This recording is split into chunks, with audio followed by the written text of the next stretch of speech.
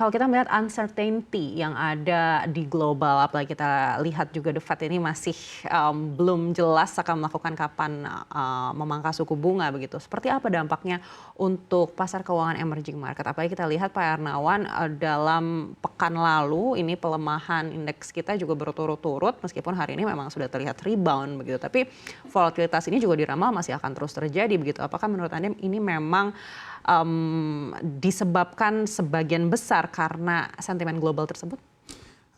Ada dua bagian dari emerging market ya untuk menjawab yang Anneke menjadi concern tadi ya, yaitu emerging market yang memang vulnerable secara makro, dan ada juga yang sebetulnya strong secara makro, tapi dolar Amerikanya yang menguat. Nah, kita melihat Indonesia lebih berada pada sisi yang kedua ya, the latter ya. Sebetulnya makro kita oke, baru juga keluar data ekspor kita ya, positif selama hampir 5 tahun berturut-turut gitu ya. Dan ini kan sesuatu yang signifikan capaiannya. Jadi kalau saya melihat pasar kita ini kemarin mengalami koreksi ya, mungkin ada beberapa partisipan dari pasar yang karena pelemahan rupiah seperti itu memang mengharuskan mereka untuk keluar, tetapi sebetulnya secara fundamental pasar kita menarik gitu ya, di equity pasar kita valuasinya menjadi menarik dengan penurunan yang sudah lumayan ini ya ke dalam 2-3 minggu terakhir, dan juga sebetulnya pasar fixed income kita pun menjadi menarik setelah yield sempat menyentuh 7%, dan sekarang seiring dengan US Treasury juga mengalami penurunan, pasar fixed income kita pun menurun. Nah, jadi sebetulnya sesuatu yang wajar saja ketika ada penguatan di satu mata currency yang merupakan major currency seperti US dollar, ada rebalancing di emerging market dan kita terkena dampaknya. Tapi yang terpenting adalah sebetulnya ya capital market bisa naik bisa turun, tapi yang lebih penting adalah soundness of our economy, which is kita ngelihatnya Indonesia jauh lebih baik dari 10 tahun sebelumnya. Demikian Anneke. Baik, meskipun data neraca dagang ini memang masih melanjutkan surplus Pak Hernawan, tapi kalau kita berkaca pada pertumbuhan ekonomi di 2024 ini kan sebenarnya melambat dibandingkan dengan tahun sebelumnya begitu. Tuh. Apakah ini menjadi persepsi negatif juga untuk investor global? Sebetulnya kalau yang kita perhatikan, investor global itu lebih melihat kepada fundamental, konteksnya lebih ke mikro dari perusahaan gitu, bahwa ekonominya tumbuh berapa, mungkin Indonesia belum sedemikian besar di kacamata mereka.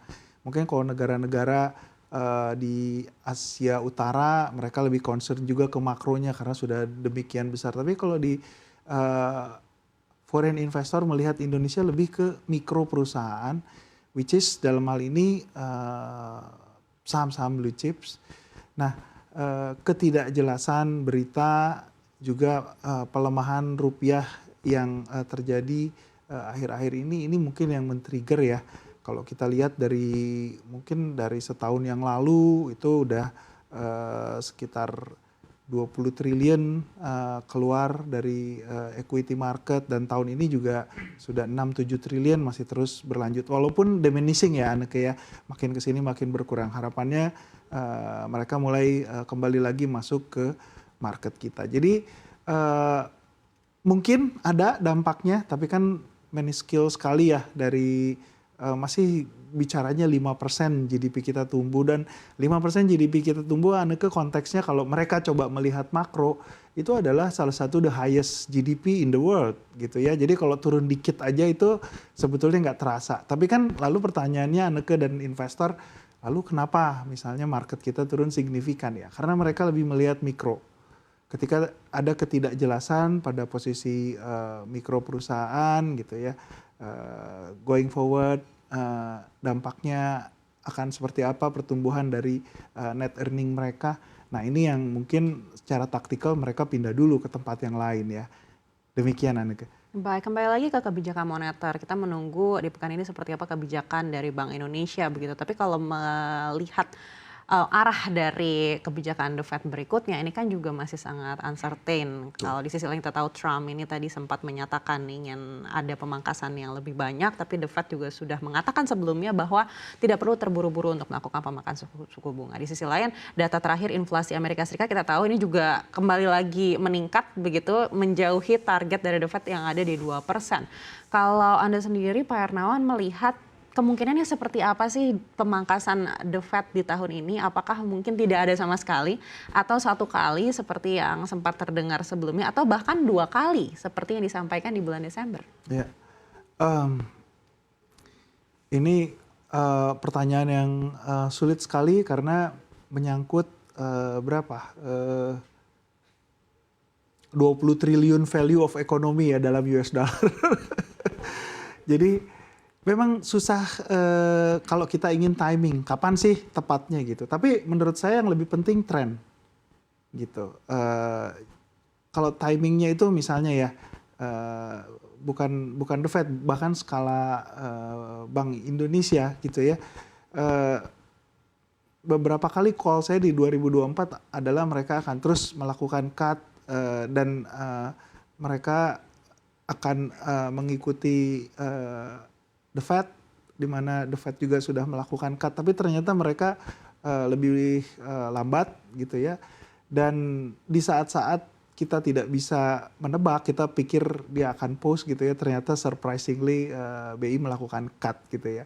Jadi itu sulit, Anneke, seperti apa. Tapi yang penting adalah kita melihat trennya masih sebetulnya untuk melakukan cut ya, atau lowering the rate gitu.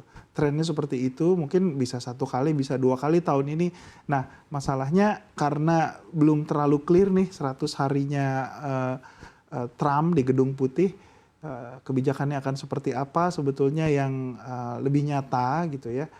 Jadi mungkin itu akan di-push menuju ke semester 2. Jadi di akhir semester 2 mungkin kita bisa melihat 1 atau 2 kali cut gitu ya dari The Fed. Nah, dalam konteks kebijakannya, saya pikir seperti Anneke juga dengar pernyataannya bahwa dia ingin sebetulnya mengenakan tarif di satu sisi, tapi di sisi lain dia ingin mata uangnya melemah. Karena sebagai pedagang ya kalau mata uangnya mahal susah dia ekspor. Dia ingin lemah dan Trump secara DNA adalah seorang pengusaha. Jadi kita melihat sebetulnya tarif yang akan diaplikasikan gitu ya, trade war dan lain sebagainya itu hanya satu cara bagi Trump untuk melakukan deal yang lebih baik. Mungkin dia tidak suka dengan deal yang ada di North America Free Trade Association gitu ya, atau dengan WTO gitu. Jadi dia ingin melakukan deal one on one. Tapi dealnya memang lebih seperti itu ya, dia ingin menerapkan tarif yang tinggi. Tapi pada kenyataannya mungkin seperti di episode pertama, Trump pada akhirnya akan akomodatif. Nah ini yang mungkin The Fed merasa kurang nyaman gitu. Jadi mereka kemungkinannya akan mundur sih melakukan action